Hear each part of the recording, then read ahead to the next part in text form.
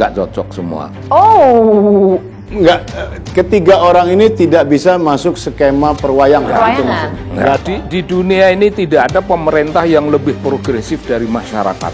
Bahannya sudah ada, tinggal apa itu? Pemerintah itu menjadikannya kekuatan cultural diplomacy. Oh, Korea bablas, Rusia hilang.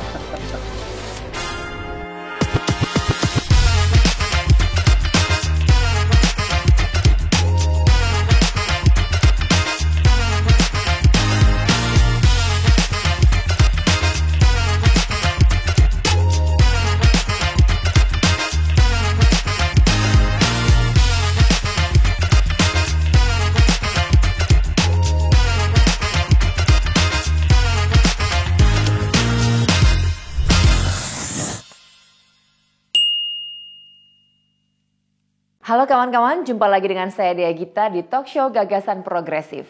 Dalam perbincangan kali ini kita akan mengulik beragam ide segar serta pemikiran progresif yang akan membawa Indonesia ke masa depan yang lebih baik. Sudah hadir bersama dengan kita Hamid Basyaib, penulis buku Membongkar Pikiran Ganjar. Halo Bang, selamat datang. Selamat datang juga, terima kasih diundang. Dan juga seorang budayawan Muhammad Sobari atau yang akrab disapa Kang Sobari. Halo, selamat datang Kang Sobari di talk show progresif ini. Oke, tapi sebelum kita masuk ke topik, kita dengarkan dulu suara kawan progresif tentang kesenian dan kebudayaan di Indonesia saat ini. Kalau upaya untuk kita anak muda, yang pertama jangan malu tentang budaya Indonesia, jangan malu untuk memperkenalkan budaya Indonesia, seperti halnya kita untuk memakai baju adat istiadat, untuk tentang sikap keramahan bangsa Indonesia, terus dan seni-seni lainnya seperti gamelan wayang.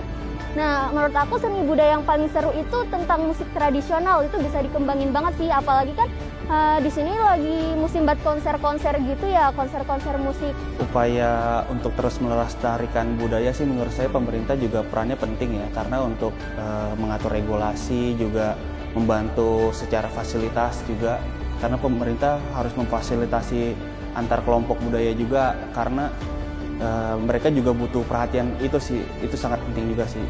Terus juga pemerintah juga harusnya melindungi kebudayaan kita lewat mungkin mendaftarkannya lewat UNESCO atau apapun sih itu sih. Nah, menanggapi suara kawan progresif tadi nih ya, gimana sih upaya yang perlu dilakukan agar seni budaya di Indonesia ini tetap lestari baik dari sisi pemerintah maupun dari masyarakat sendiri? Kita ngomong seni itu taruhlah lirik ya dah. Lirik lagu. Wilayahnya lirik lagu. Itu harus memberi, ya. itu harus menantang suatu orientasi baru. Oke. Bagi kita semuanya, baik yang tua maupun yang muda. Lirik itu harus mengajari kita melakukan pemberontakan terhadap existing tatanan. Mesti berontak. Kalau lirik tidak mengajari kita berontak, itu ya lirik itu ya mengajari itu tadi, menjaga harmoni terhadap hal-hal yang tidak lagi produktif. Tapi itu harmoni dan dijaga. Nggak ada gunanya itu kerjaan yang kurang berguna. Nah, tapi kalau dari budaya sendiri gimana nih, Mbah Sobari? Apa sih yang harus dilakukan pemerintah agar kesenian kebudayaan Indonesia itu tuh ya progresif? Jangan dicampur aduk antara kesenian dan kebudayaan. Tapi memang keduanya itu berada di satu rumah. Ini kesalahan peradaban ataukah kesalahan kemajuan ilmu pengetahuan dan teknologi, khususnya teknologi.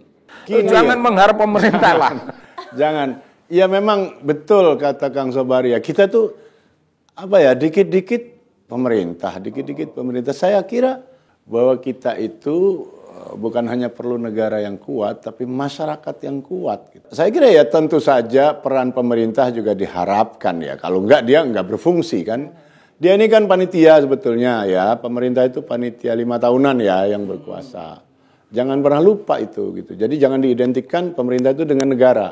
Lain sama sekali. Negaranya ada, pengelolanya ini 5 tahunan sekali dipilih kayak sekarang gitu ya.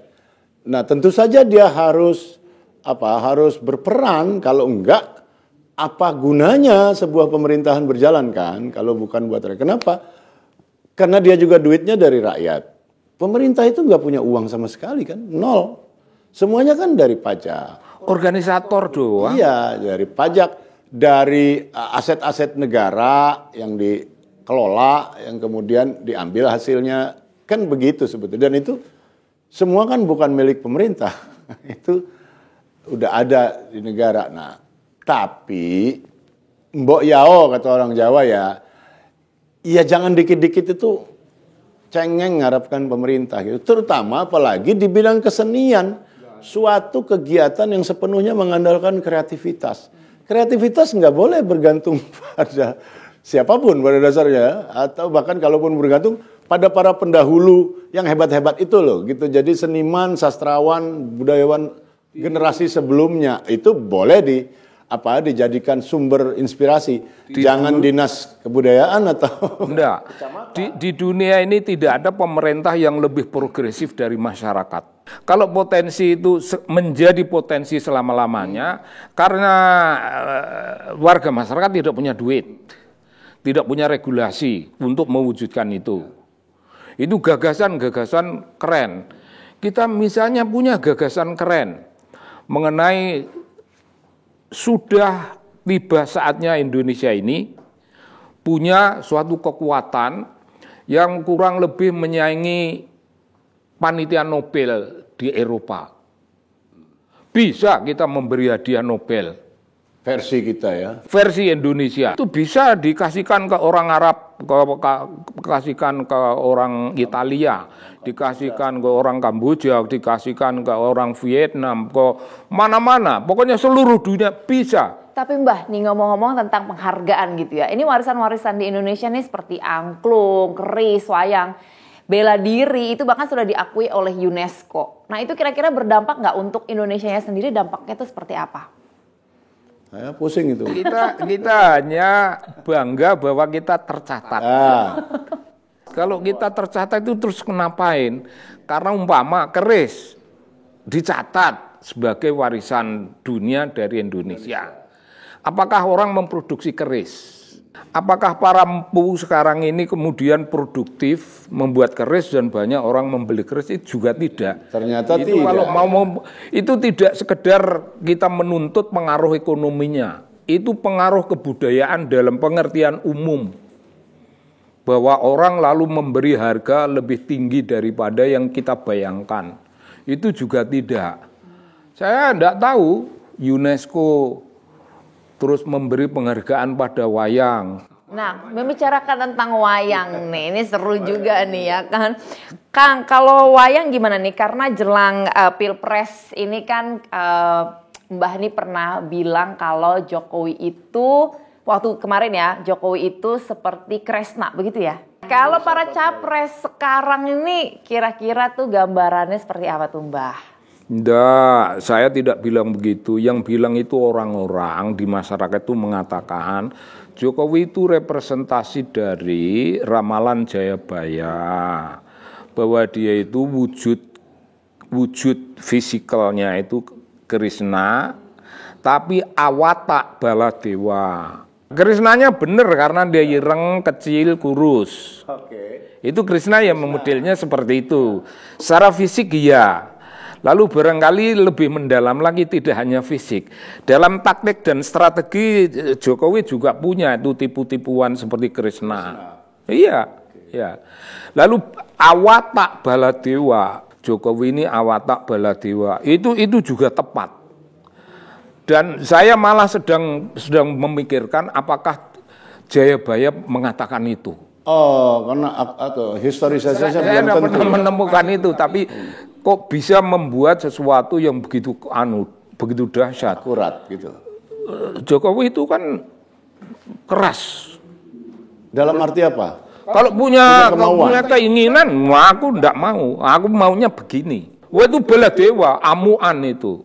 Juga amuan, ngamuk, gebrak. Tapi dia survive, menjadi exist karena ada unsur Krishna. Baladewanya gampang disapu. Karena Baladewa gampang dikalahkan. Tapi Krishna enggak, karena itu lentur. Kalau ada angin dia kelekaran begini. Kelekaran ya. Kelekaran itu ya, ya. dan aman. Fleksibel. Nanti anginnya lewat dia bangun lagi. Ada unsur oportunisme ya. Tapi dalam pengertian itu dia survivors. Tapi kira-kira nih Mbah, Man of all seasons. Nih, Ya. ini- Man of all season. kita membicarakan yang akan datang. Nah, kira-kira yang akan datang ini seperti apa tuh kalau dalam gambaran wayang? Misalkan seperti Ganjar Mahfud, lalu Prabowo Gibran, dan juga Amin nih. Nggak cocok semua. Oh, Enggak, ketiga orang ini tidak bisa masuk skema perwayangan. Itu Perwayangan. maksudnya. Enggak ada yang kenapa masuk. tuh, Mbah? Enggak. Yang paling mendekati Yang adalah paling mendekati Ganjar, saya kira. Mendekati perwayangan. pasangan Ganjar. Kalau kita paksa-paksa, Ya. dia di dunia wayang itu apa gitu. Ya. Itu Ganjar yang bisa ketemu. Nah, ini penting ini. Ganjar itu tidak akan ketemu dari sudut fisik untuk disebut Puntadewa. Puntadewa itu darah putih. Ini rambutnya yang putih. Bung Ganjar juga punya darah putih itu. Oh, Darah putih itu bukan kesucian ya. Putih tidak harus bukan simbol kesucian. tidak harus kesucian, tapi darah putih itu kemurnian, the genuinity dari watak kemanusiaan. Genuine ya. Genuine, watak authenticity dari watak beliau sebagai manusia, sebagai human being, tetapi dia juga punya authenticity dalam loving others. Tapi kalau Ganjar memiliki karakter Puntadewa, itu kecuali fisiknya nggak ada hubungan dengan Puntadewa, tapi karakternya ada. Bung Ganjar itu, tegur menegurnya itu fokus, tajam, to the point. Puntadewa kan lembut sekali. Nah, yang lembut sekali itu yang ada pada Bung Ganjar itu jiwanya, wataknya, sifatnya loving itu ya, yang tadi itu loving others. Itu nampak beliau. Dan itu apakah itu penting menjadi raja? Oh, penting. Karena Puntadewa, karena Puntadewa ternyata survive sebagai raja. Karena backupnya kuat, backupnya Bima dan Arjuna. Nah, Puntadewa punya Batara Krishna. Batara Krishnanya itu tidak boleh satu. Krishnanya Bung Ganjar itu akan terdiri dari beberapa nama. Backup Bima, karakter Bimanya itu ada pada Bung Profesor Mahfud. Iya. Oh. Karakter lo ya. Kalau wujud fisiknya kan tidak. beliau kecil. Ya. Duduk gagah kayak Bima. Tapi karakter jiwanya menggebrak. Mana ada Bung Mahfud digebrak lalu mengkeret. Enggak, gebrak ya gebrak. Itu Bima betul itu. Dan itu untuk memberi kelengkapan bagi Presiden Bung Ganjar cukup.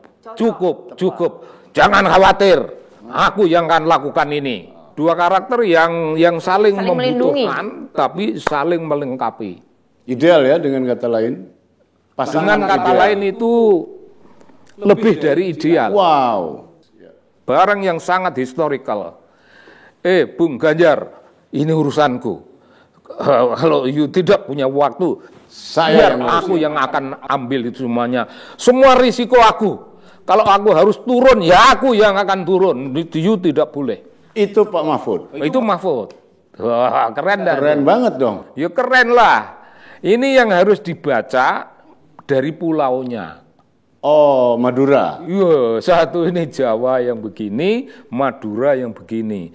Kalau Ben Anderson ngomong sama saya, Subari, kalau kau mau ngomong tentang watak resistance, mengapa kau ngomong Jawa? Mengapa tidak Madura gitu? Dia hanya bertanya, dia tidak memberikan solusi. Dia juga belum punya tesis untuk itu. Belum punya, tapi dia mengajukan pertanyaan dan pertanyaan itu aku yang mematangkannya. benar. Untuk beberapa tokoh, Jawa tidak punya hal itu. Tidak punya resistensi yang terlalu tajam itu, karena Jawa itu harmoni. Jaga harmoni, jaga kerukunan, jaga kebersamaan. Guyuban ya, yang penting guyub. Mengapa kau tidak bicara tentang Madura saja? Sebagai simbol gambaran resistensi. suatu resistensi. Masuk akal gitu kira-kira. Sangat masuk akal kalau ketemu pribadinya. Kalau ketemu pulau Dunen Pulau, ketemu Jawa dan Madura dalam totalitas nggak ketemu. Tapi ketika ketemu ini karakter pribadi Mahfud, resisten sekali Mahfud itu. Wah, cuma main-main. Inilah kira-kira personifikasinya ya. Iya. Personifikasi dari the idea of resistance itu ya. Iya. Resistance itu ada pada Bung Profesor. Mbah, kira-kira kalau Punta Dewa itu apa sih karakter atau sifat apa aja sih yang bisa kita pelajari atau yang bisa kita teladani dari karakter? Yuk bicara tentang konstitusi kalau itu. Cita-cita adil dan makmur itu dijaga oleh Punta Dewa. Punta Dewa itu adalah referensi dari keadilan. Dia titisan Dewa Dharma. Dewa Dharma ya dewa yang urusannya dengan dharma kehidupan. Dharma kehidupan itu mengurusi hal-hal yang berhubungan dengan kemuliaan, dengan keadilan, dengan apa yang namanya keluhuran. Dewa Dharma, Dharma hidup itu berkaitan dengan hal-hal macam itu. Kesatria,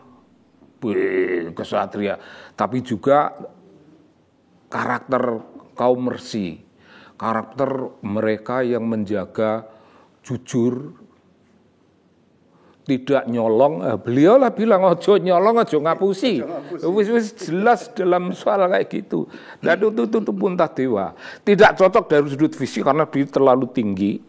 Tapi secara karakter, tapi kan justru yang bisa penting kita karakternya, temukan. Mbah. Justru karakter yang kita pentingkan. Betul. Oke, tapi ngomongin soal kebudayaan di Indonesia, kesenian, wayang gitu ya. Kan sekarang ini kayaknya anak-anak muda ini udah jarang ya mengenal atau mungkin mendalami kebudayaan di Indonesia, kesenian di Indonesia. Mereka tuh sekarang tuh lebih kayak apa-apa Korea, apa-apa drama Korea Selatan ya, apa-apa cosplay Jepang. Nah, itu kira-kira bagaimana nih agar budaya di Indonesia itu bisa lebih dikenal sama generasi ini, apalagi Gen Z. Sekarang tuh sebutannya Gen Z. Ada Gen Alpha bahkan ya, udah lahir Gen Alpha. Pertama kita harus lihat konteksnya ya.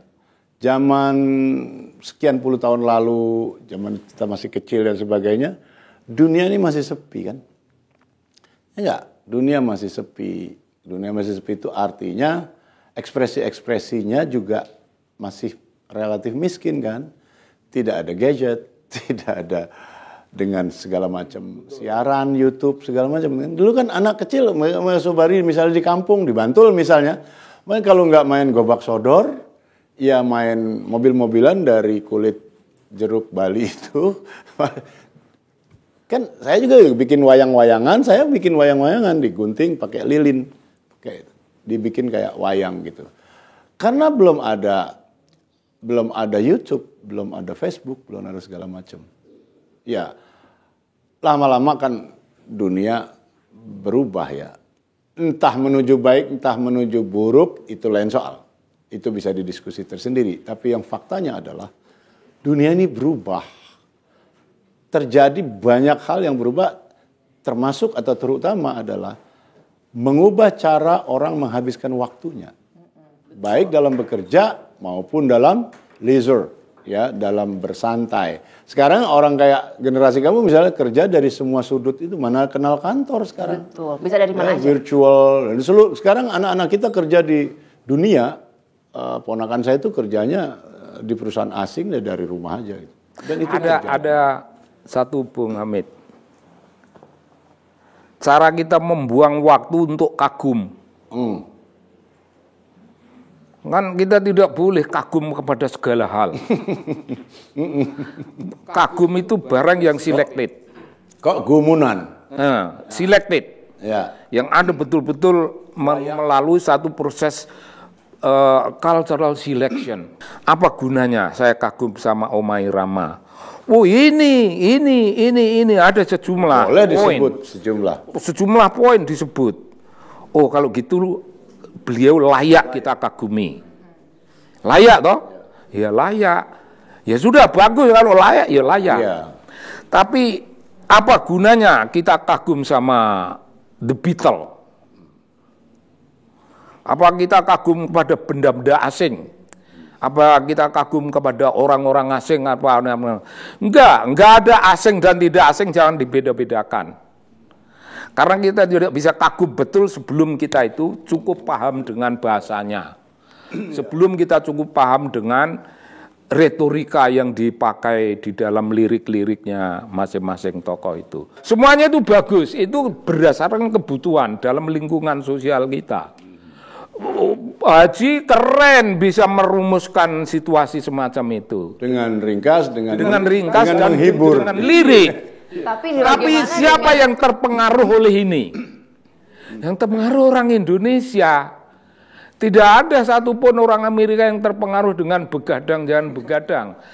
Tapi imagine orang Jawa terpengaruh. Yesterday orang Jawa terpengaruh.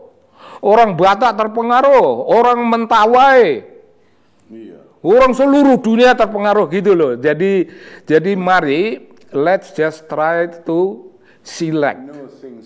Kita harus membuat satu cultural selection untuk kagum. Tapi bagaimana Mbak kalau misalkan kayak gitu kita jadi kagum sama budaya luar, sama culture di luar? Gak masalah. Lalu bagaimana dengan pekerja-pekerja seni yang ada di Indonesia? Mereka lama-lama tergerus dong. Gini, misalnya ya, ini yang paling sering disebut, kita selalu bilang, lihat Korea hebat. Kan isunya adalah kita itu menjalankan budaya impor, tidak budaya sendiri gitu ya. Salah contoh yang biasa dikemukakan itu Korea, K-pop, dulu J-pop ya, sekarang diganti K-pop. Apa mereka itu? Ya mereka juga bukan dari Korea, orangnya doang kan yang dari Korea. Musik pop Korea itu kan musik barat. Musik barat biasa. Dikemas dengan gaya Korea. Apakah mereka bagus? Ya kita bisa lihat. Bagus jeleknya kita bisa. Tapi seperti kata Mas Sobari tadi, penting sekali ini. Bahwa kita itu dalam menilai, dalam menyukai atau tidak menyukai sesuatu, punya alasan, punya argumen. Sehingga dengan begitu, nggak gampang terombang-ambing. Apapun yang terjadi di dunia ini, kita itu kokoh gitu. Kokoh berdiri karena apa? Karena mampu menilai, mampu beropini. Beropini itu penting, apalagi di tengah hiruk pikuk begini banyak pendapat yang bermunculan dari mana-mana.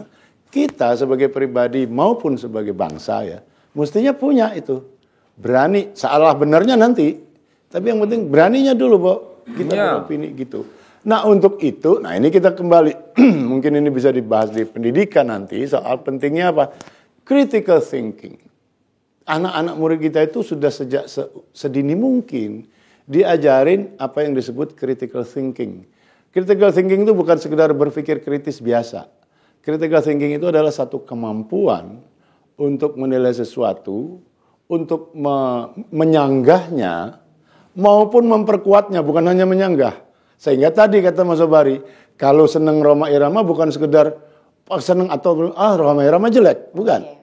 Tapi Rhoma Irama bagus karena ini. Nah ini dibutuhkan critical thinking. Ini yang nggak pernah diajarin secara sistematis di Indonesia sejak dahulu kala sampai hari ini. Kalau urusannya dengan Korea, kita ini kagum. Ini karena kita membuat diri kita ini sibuk dalam kekaguman, hanyut dalam putaran, hanyut dalam kekaguman, hanyut kita terlena dan tidak punya produksi apa-apa. Lo tahu loh, ada yang namanya Naga Sastra Sabu Inten. Itu kalau difilmkan, kalau itu didramakan, kalau itu diketoprakkan, kalau itu dijadikan tontonan panggungan, ketoprak sudah banyak. Naga Sastra Sabu Inten itu udah aneka macam variasinya lakon. Ya. Sekarang ini ada lakon yang merusak itu semuanya. Ada orang-orang modern, generasi muda yang nggak ngerti Nagasara Sabu Inten, nggak ngerti Maeso Jenar, tapi bikin Maeso Jenar dengan aduh jelek banget. Itu rusak. Dan itu Nagasara Sabu Inten itu sekarang sebagai buku dibaca. Dibacakan oleh orang Jawa yang bukan orang Jawa. Nagasara Sabu Inten itu ada 2 jenis keris. Keris Kerajaan Demak yang hilang dari gedung pusaka. Hilang dari gedung pusaka karena dicuri oleh orang. Nah, dunia bukan hanya satu sisi. Dunia itu golongan kaum putih, golongan orang baik-baik, dan golongan hitam itu percaya barang siapa memiliki 2 keris itu maka dia menjadi raja. Sakti. Bukan hanya sakti, dia akan menjadi raja. Maka keris itu ketika hilang, nah itu menjadi objek Perburuan ya. menjadi Perburuan abadi ya. perburuan abadi, dan ada tokoh-tokoh yang sedang mencari. Sudah diketoprakkan itu, jadi lakon-lakon ketoprak keren-keren, tapi sekarang ini dirusak. Oleh saya tidak tahu itu orang-orang itu dari mana datangnya, orang Jawa yang nggak ngerti Kejawaan. nggak ngerti kesenian, nggak ngerti karakter dari seni Jawa itu, membuat itu ada Maeso Jenar itu dibikin kayak kucing begitu, enggak. Nah, satu. Yang kedua, itu dibaca oleh orang Jawa yang nggak ngerti tekanan, kapan tekanan kata ini, kapan tekanan kata ini, dan kata ini. Nggak ada, dia nggak ngerti. Tapi pokoknya rusak itu rusak. Saya perlu menyerang ini karena itu merusak betul keseluruhan dari Nagasasra. Yang kedua, itu api di Bukit Menoreh. Itu dahsyat sekali kalau sekedar menyaingi Korea. Kan ada ini banyak buku-buku satria dari Madangkara. Wah, itu dahsyat-dahsyat. Itu berbau-bau Sunda, berbau-bau Pajajaran, berbau-bau. Pokoknya itu Jawa yang menggambarkan kehidupan wilayah Jawa sebelah barat. Itu belum menyinggung Majapahit. Nah, menyinggung Majapahit itu nanti ada Kamandanu, ada segala rupa. Itu semuanya kalau itu diproduksi, dan untuk memproduksi ini tadi yang saya bilang bahwa tidak ada pemerintahan di dunia ini yang lebih progresif daripada warga masyarakatnya. Warga masyarakatnya sudah mempunyai produksi seperti itu. Ini produkku ini kayak gini, dahsyat gini, lu bisa ngapain? Pemerintah nggak bisa ngapa-ngapain.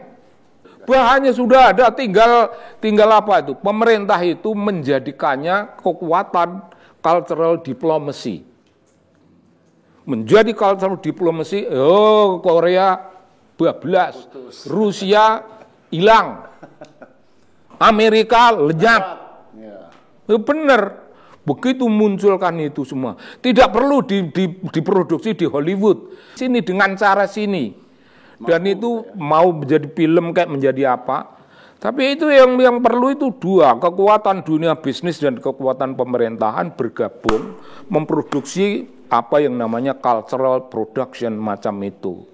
Itu menjadi cultural production, dan itu menjadi cultural diplomacy, bukan hanya diplomasinya pemerintah, tapi diplomasinya negara. Saya akan jadikan ini rakyat makan Gratis.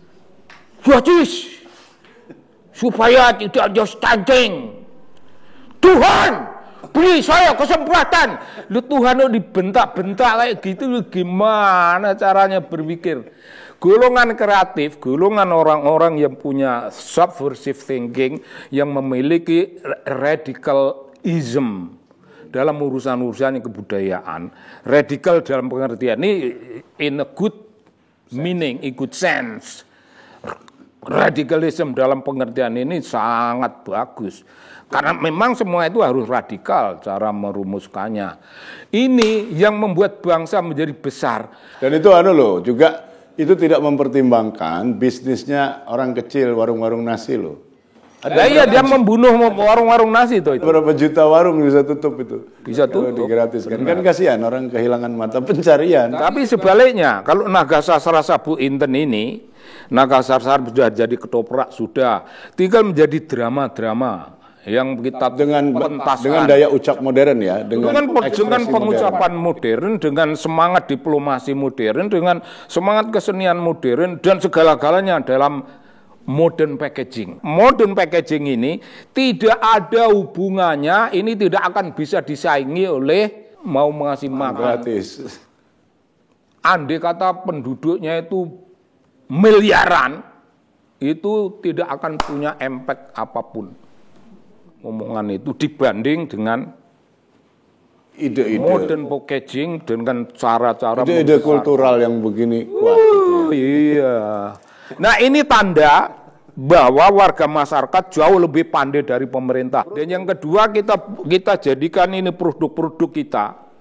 Produk kayak gini tadi menjadi sesuatu special stamp bagi bangsa. Jangan dianggap kisah itu hanya sekedar kisah, jangan dianggap bahwa cerita itu hanyalah sebuah cerita. Cerita bukan sekedar cerita. Cerita itu gagasan cerdas.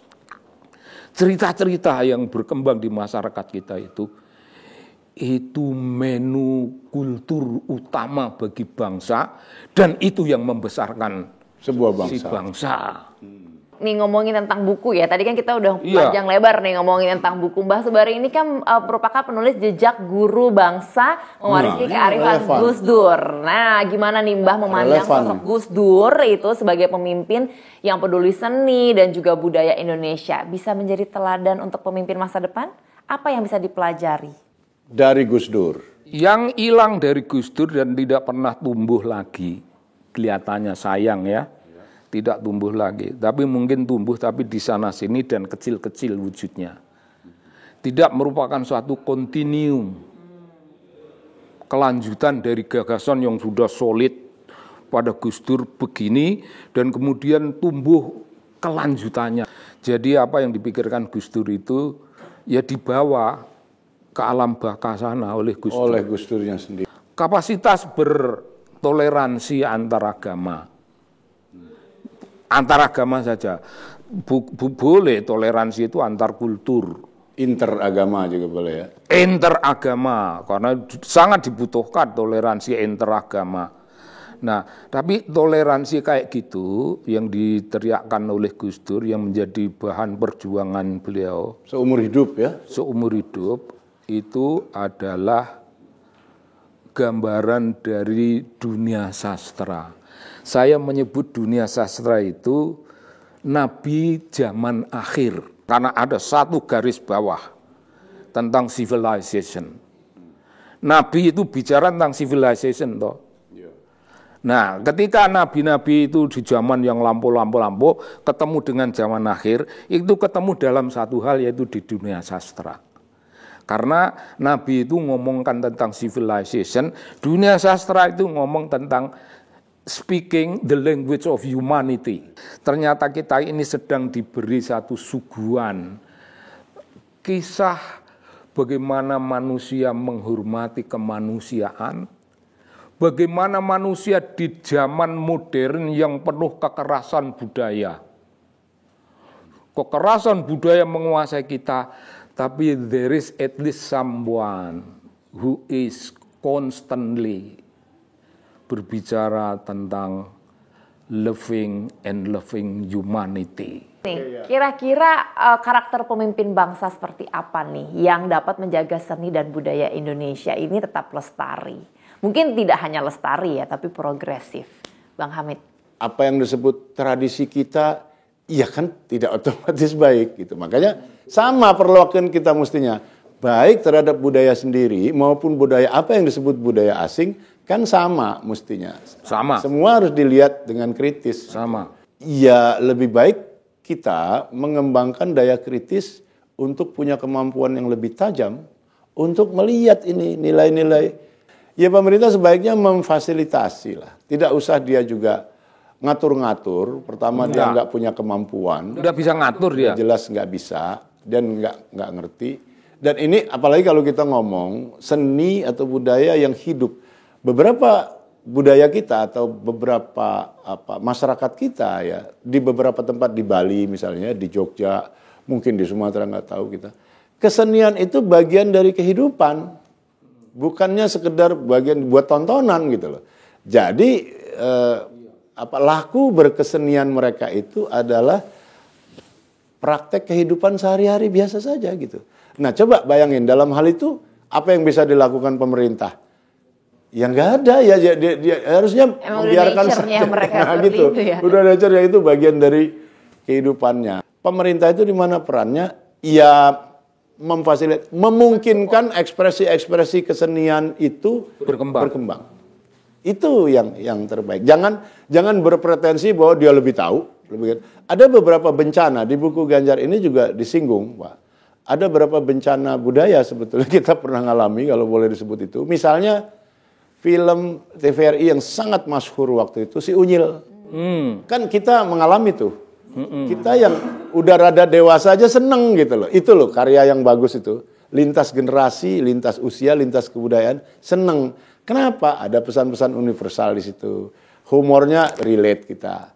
Bertahun-tahun itu mapan di TVRI, satu-satunya saluran televisi yang dikuasai pemerintah waktu itu. Mulai begitu lihat sukses pemerintahnya gatel Kang Sob. Ini kayaknya bagus ditunggangin. Kira-kira gitu kan para pejabat waktu itu, pejabat Departemen Peran. Oke, kalau begitu apa? Pesenin aja soal keluarga berencana lah, soal Pancasila dan sebagainya. Apakah itu buruk? Idenya sendiri tidak buruk tentu saja. Kita perlu pengendalian penduduk ya, kita perlu menata demografi kita. Kita perlu semua warga menghayati Pancasila. Tapi ya tempatnya yang benar dong gitu. Itu apa yang terjadi? Unyil mati dan tidak akan pernah bangkit lagi. Itu pelajaran penting. Jangan main-main dengan ini. Sekali sesuatu itu mati, Anda nggak bisa hidup. Kalau dia mati natural, kita masih ikhlas, Mas Sob. Ya kan? Kalau emang udah warga pendukungnya udah nggak doyan lagi, nggak suka lagi, kita ikhlas. Mau diapain? Kita cari yang baru. Lah yang ironis kalau ini dibunuh oleh pemerintah. Hanya gara-gara ditunggangi. Kebanyakan ambisi. Pesan-pesan yang pesannya sendiri bagus, tempatnya salah. Itu. Salah media. Ya, jadi saya kira ringkasnya pemerintah, presiden, siapapun dalam hal ini harus lebih baik kita nyebut istilahnya bijaksana. Daripada sok ngatur. Ada hal lain, Bung. Kemajuan dalam dunia seni barangkali lebih umum, kemajuan kebudayaan. Akan lebih umum lagi itu kemajuan dalam peradaban ya. Itu ada dua hal yang bagi saya begitu fundamental. Apakah kita punya kemampuan untuk kagum? Dari manapun datangnya, kita selalu kagum. Ini punya unsur yang mengagumkan, ini mengagumkan. Jadi itu tidak hanya yang datang dari negeri kita dan dari nenek moyang kita. Nenek moyang kita sudah memiliki sesuatu yang membuat kita kagum, sudah enggak usah diomongin. Gitu ya. Itu kelar. Tapi yang datang dari luar yang bisa mengagumkan, yaitu ya harus kita letakkan dalam suatu perspektif bahwa ini barang yang merangsang kita punya kreativitas, daya juang dan sebagainya ya. Sensitivitas, sensibilitas modern dan itu. Sebagainya. Nah, kagum. Yang kedua itu terpesona. Kita ini masih bisa nggak terpesona karena hidup kita yang begitu teknis, kekerasan budaya sudah menjadi barang yang begitu lumrah dalam hidup sehari-hari, tipu menipu, kan kering itu hidup itu. Dan dipertontonkan dalam hidup kita dan itu menjadi bagian dari drama-drama sehari-hari kita. Jangan berkiblat pada pemerintah. Pemerintah cukup kita hormati, sangat hormatnya kalau mereka berbuat benar, membuat pajak kita itu ada gunanya bagi keamanan warga ya. Pesan-pesan konstitusi yang mestinya dijabarkan dalam apa yang belakangan ini disebut revolusi mental itu yang tidak jalan sama sekali. Kosong ya. Tidak jalan sama sekali karena revolusi mental itu merambah ke sana kemari, tidak bisa fokus kepada hal-hal yang sifatnya konstitusional. Jadi tidak ada skala prioritas ya. Tidak ada skala prioritas, tapi kalau dia punya apa yang menjadi mandat konstitusi, itu yang kita itu yang dibidik ya. Itu bidik itu. Ya. Misalnya apa lalu jadinya public service. public service. Dalam segi apapun, public service itu kita muliakan begitu rupa, sehingga ya mulialah. Sebagai penutup perbincangan kita hari ini ya, ini pendek saja menurut Mbak Sobari dan juga Bang Hamid. Apa sih pentingnya kita sebagai generasi bangsa ini untuk terus menyuarakan tentang gagasan progresif untuk masa depan seni dan budaya? Boleh dari Mbak Sobari dulu, pendek aja Mbak. Hidup tidak boleh berakhir. Tidak boleh berakhir.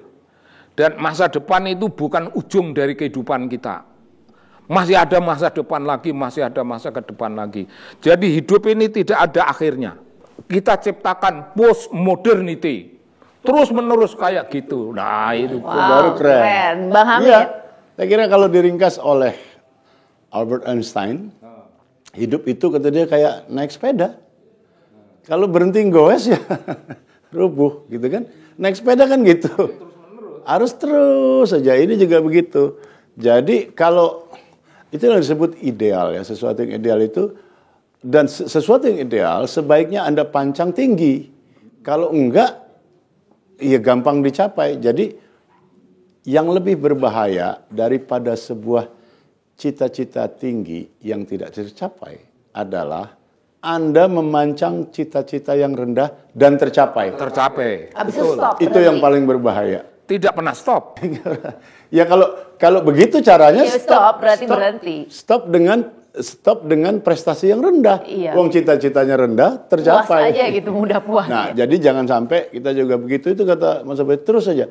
Hidup ini menggelinding terus. Di mana ujungnya kita nggak tahu. Pokoknya jalan aja terus dan jangan gampang puas. Dan pasti dalam semua hal pasti ada sesuatu yang bisa terus-menerus diperbaiki. Wow, thank you so much Bang Hamid dan juga Mbak Sobari. Keren banget, banyak sekali ini ide-ide yang menarik dan juga insight-insight khususnya untuk anak muda. Dan ini memang bahasan seni dan budaya ini memang tidak pernah ada akhirnya ya. Tapi untuk menutupnya izinkan saya mengutip kata-kata Insinyur Soekarno. Bangsa yang besar adalah bangsa yang menghargai dan memelihara warisan budayanya karena disitulah letak kekuatan kita. Dan semoga gagasan progresif yang kita bahas dapat memberi inspirasi. Terima kasih sekali lagi kawan-kawan yang telah bergabung. Kita akan jumpa lagi di episode berikutnya. Tetaplah progresif menuju Indonesia lebih baik. Saya Dia Gita, sampai jumpa dan terima kasih. Thank you Bang Hamid.